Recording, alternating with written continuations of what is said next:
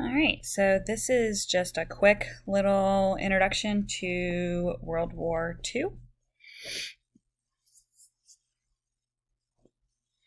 So, World War II, remember, is going to emerge out of the context of not just World War One, but the tumultuous times of the 1930s, where you had the Great Depression that was causing all kinds of issues in the entire world, not just in the United States, but with the massive inflation rates, and especially in Germany, when you had the government printing out, literally printing out money in order to make their reparations payments, which was causing even worse inflation, even before the stock market crash, and all that economic turmoil led to a lot of unrest. People who are struggling to find jobs and who are struggling to feed their families and struggling to keep their homes are going to look towards a solution, someone who's promising a solution. So that's going to be part of it. And because of that issue, this is what it's saying, where you have it talking about this depression providing opportunities for dictators. This is where you're going to have the rise of Hitler, who's promising to fix the economy, the rise of Mussolini, and the rise of Stalin, who's going to take over from Lenin. So here on the left in Europe, you have that the Treaty of Versailles led to the rise of Nazi Germany and the rise of fascist Italy, where total government control, while a difficult and ultimately horrendous human rights violations are going to happen. That fascist and Nazi governmental style did lead people to believe that the government was going to take care of the issues economically and bring Italy and Germany both back into the world stage as political powers.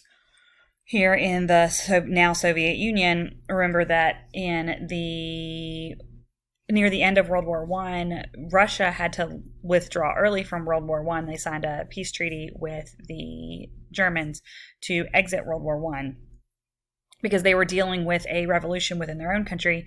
People were in World War I, exceptionally unhappy with Tsar Nicholas and his really horrendous political decisions. He really was just the wrong man for the job. And there was a series of revolutions that happened in mostly 1918 that led ultimately, there's a couple of steps, but led ultimately to a communist government under Vladimir Lenin. It's going to continue under Joseph Stalin. Know that Joseph Stalin is not a great person either. He's not Adolf Hitler, but he's also not, I don't know, even an FDR, right? Where he's still going to lead to, there's going to be a genocide within the Soviet Union. He's going to be very anti-Semitic as well as crushing any political opponents that came up. So it's not peaceful in the Soviet Union, just like it's not peaceful in Nazi Germany or in fascist Italy. Japan is also going to come up as a world power. They recognize that their resources are limited, and in order to continue industrialization and become an economic powerhouse in Asia, they need to take over land in order to get those resources. And so what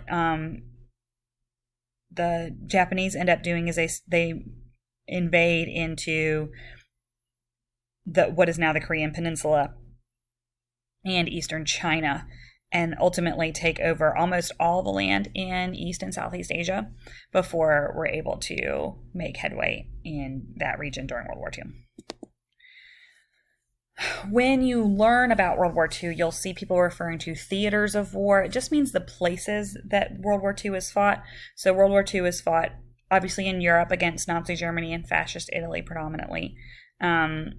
The Americans are there, as are the French, of course, and the British and the Soviet Union. Lots of other European countries are fighting in World War II. It's also fought in Africa. We still have this colonial system from the 1800s, the imperialist period. So most of Africa are still colonies. So if you were living in a German colony, if you were living in a British colony, if you're living in a French colony, you're going to be called to fight there as well. And there is massive campaigns in Northern Africa. So a lot of Americans are sent there to fight the Germans as well. If you study German military history or World War II history, you'll hear a lot about General Rommel and his North African campaign for Germany. So that's basically the fight there. And then, of course, in the Pacific, where the Japanese have taken over, you've got British and American forces, along with a lot of other nations trying to fight back against the Japanese. We're very well allied with China as a result of Japanese imperial policy, because the Japanese invaded into China. And so the Chinese obviously are going to ally with anyone looking to push the Japanese out. The Soviets are also very interested in the Pacific side. So the Soviets had lost, as Russia under Tsar Nicholas had lost a war in the early 1900s against the Japanese. But they're worried about this encroachment of Japan. I mean, obviously, if Japan's taking over all of these countries, the Soviet Union is also going to be concerned about losing their Pacific coastline to the Japanese. So the Soviets are going to fight there as well.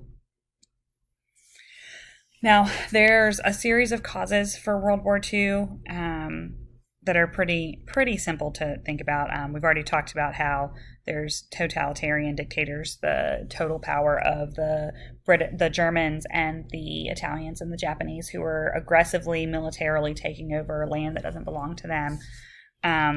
Know that Germany takes several steps, including technically a legal annexation, but it's an invasion of the Rhineland and parts of Austria, claiming that there are Austrians that are living there that deserve to be a part of Germany. Remember that when the Austro-Hungarian Empire is busted up, there's a lot of Germanic people who technically have an association with Germany as well. He also does the same thing in Czechoslovakia, claiming the people living there. There's an area of Czechoslovakia, the Sudetenland, where people were ethnically German, but the vast majority of Czechoslovakia is not. And that's sort of the tipping point where the rest of the world could say that Hitler was no longer seeking just to unite all Germans, sort of the way Bismarck wanted to unite all Germans, but that Hitler was now moving into invading non-Germanic areas, because a very small section of Czechoslovakia was German, and yet he annexed the entire country. And the other place, of course, is Poland. Poland is a large country that separates Germany from the Soviet Union, and he made a deal with the Soviet Union to split Poland in half. Hitler would take half and Stalin would take half. And it's when Hitler invades Poland that the British and the French declare war on Germany as a part of the League of Nations in an attempt to stop this massive aggression where Germany was taking things over. Of course, we've already talked about Japan invading Korea and Manchuria and the rest of China. There's a lot of pride in being German or being Italian or being Japanese, and these are going to lead people to join the cause. It happens in the reverse as well. There's pride in your own country. You're going to be, if you are French, when the Germans start to invade France, you're going to want to fight to keep France free and that sort of thing. The Treaty of Versailles, we talked about World War I, is terrible. There's a lot of problems, not the least of which is that it doesn't have the ability to invoke sanctions or anything like the United Nations does today, and it's very punitive. It punishes Germany for the entire war when they're not the ones that started World War I, and those damages were crippling. It crippled the economy, it crippled their political size, it took away their military power, and so some of those issues Hitler comes back with, well, we can't even defend ourselves if we were invaded and that sort of thing. And those loopholes in the Treaty of Versailles lead to the buildup of German power. The League of Nations can't do anything about any of that. That's what I was getting at when I was talking about the Treaty of Versailles, that the power vested in the League of Nations is basically nothing. And so other than please don't. That's really all they can do. There's no bite to their arguments at all. The other thing is there's this concept of appeasement, which we can talk about individually. But appeasement is this concept that when an aggressor, when someone is trying to bully other countries, you give into a small demand in hopes of satisfying that person. So in this instance, they allowed Hitler to annex Austria. They allowed Hitler to annex Czechoslovakia in the hope that he wouldn't continue to grow, in the hope that that would be enough to satisfy him. Of course, it doesn't.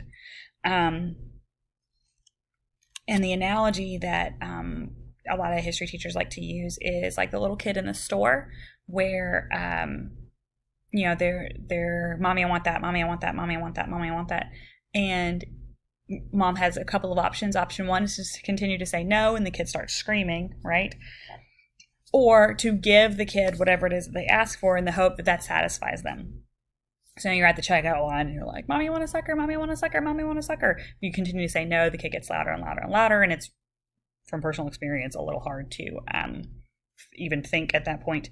Whereas if you just grab the sucker and hand the kid the sucker and say, here, just take it, then while you're doing, trying to pay for your groceries, they're quiet. They've been appeased, right? Appeasement is giving someone what they want in the hope of satisfying them. And then the other issue is that the entire world did not want to go to war, right? No one wants a repeat of World War I. That's the point of creating the League of Nations in the first place, is we don't want World War II. It's terrible. We're going to do whatever we could to keep that from happening. So the British and the French, the Allies, they held off for as long as possible, appeasing Hitler and appeasing Mussolini and Tojo and Hirohito in the hopes that they would just stop, because they don't want to go. It's been 20 years. It's not been very long, and so you're very concerned about launching back into that war. One thing to keep in mind is, the soldiers of World War I, they've returned home, they've started families, and now their sons are the ones who are going to have to turn around and go to war, and they know how horrible this is, so no one wants that. And the United States actually is a major part of the problem, because the United States was very pacifist and very isolationist, and it's an active campaign against not getting involved in another European problem. Because remember that this isn't a war in the United States. When you go back to those theaters of war, it's not happening in the United States, so it's not a U.S. problem. All right, and this last one is just the sequence of events that you need for World War II. This is obviously just a bare minimum of the events of World War II. We've already talked about Germany invading Poland. Shortly thereafter, Germany turns and takes over France. France falls in about 3 weeks. It's quick strikes that the French weren't really prepared for. Shortly thereafter, Germany turns its attentions to taking over Great Britain. Hitler knows if you take over Great Britain, then there's no one really left to stop you in Europe. They use air assaults with the Luftwaffe and bombing raids. And over a period of months, there are tens of thousands of bombs that are dropped predominantly on the city of London. The British do fight back, and the British do put off that, and the Germans actually have to give up, and it's the first time that Hitler is stopped. It's the first time that there's a prevention of movement by the Nazi Party when the British throw off this assault from the Battle of Britain. Hitler then turns to the Soviet Union. Remember that there was a treaty that Stalin had signed with Hitler before the invasion of Poland. So Stalin wasn't defending his western border as hard because that was an allied side. He was allied with Germany, and he was much more concerned with defending the eastern border against the Japanese. And then so Hitler ends up invading into the Soviet Union, breaking that pact, which is at the point where the Soviet Union joins in with the Allied forces. Of course, the Japanese attack Pearl Harbor, December 7th, 1941. They bomb the United States base and take out our naval fleet. We invade D-Day on June 6, 1944. That's when the United States launches the largest amphibious assault into Europe and gains our ground into France. Germany surrenders in May of 45, about a year later, and then in August we drop atomic bombs on Japan in order to stop the war in the Pacific. All right, if you have any questions, let me know.